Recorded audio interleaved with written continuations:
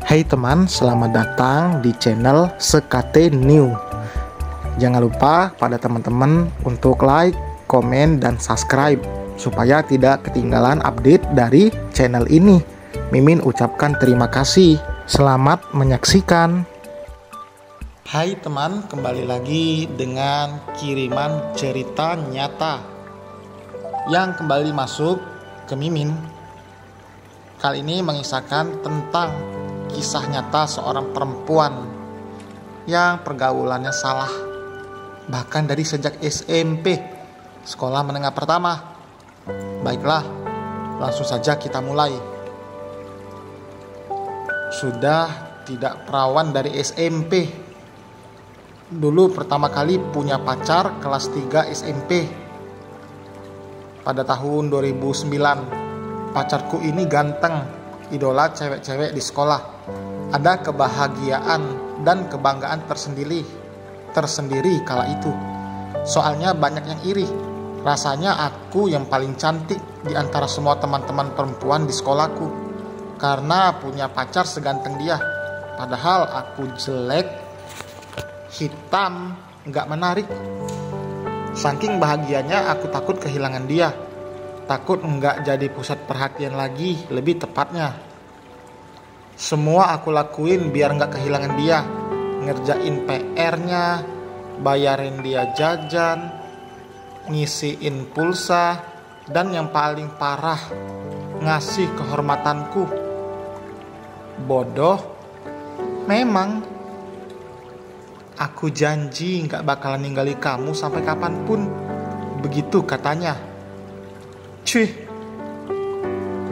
pembohong. Saat masuk SMA, kami berpisah, beda sekolah. Dia SMK dan aku SMA. Setelah itu dia mulai selingkuh berkali-kali, tapi kumaafkan. Lagi-lagi bodoh, nggak ada yang mau sama perempuan bekas. Begitu pikirku. Jadi kupertahankan hubungan super toksik ini. Dasar bodoh. Itu saja penderitaanku? Tentu tidak. Dia juga sering menyakitiku secara verbal. Dasar pesek, jelek, nggak tahu diuntung. Jelek banget jadi orang. Beruntung gue mau sama lu. Kurusin badan lu, udah kayak babi bunting. Dan bla bla bla bla. Dia juga sering minta uang, lebih tepatnya memeras.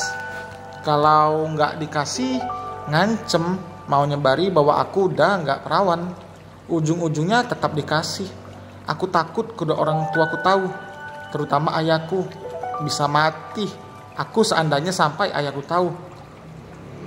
Capek, lama-lama rasanya semakin muak dengan hubungan gak sehat ini. Akhirnya aku beranikan diri untuk mengakhiri semuanya.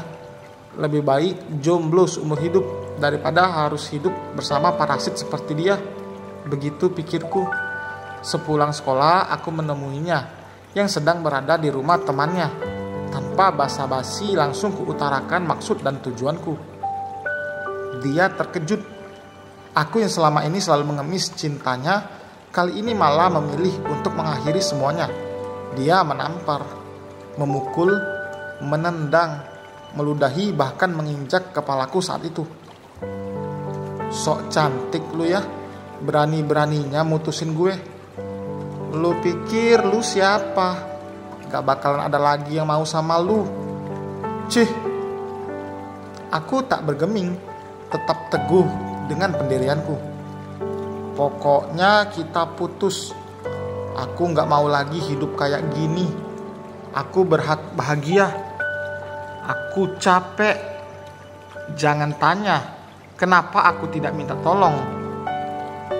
Karena pada saat itu rumahnya sepi. Orang tua teman pacarku sedang bekerja dan teman pacarku sedang keluar membeli makanan. Saking takutnya, tubuhku rasanya kaku. Mulut seakan terkunci, cuman bisa pasrah dan sesekali berdoa sambil menangis. Kupikir hari itu adalah hari terakhirku melihat dunia. Nasib ternyata masih berpihak padaku. Teman pacarku itu akhirnya pulang. Aku langsung kabur saat pintunya terbuka. Setelah itu kututup semua akses komunikasiku dengannya. Aku takut, muak, dan jijik. Betapa bodohnya aku selama ini. Sungguh aku sangat menyesal.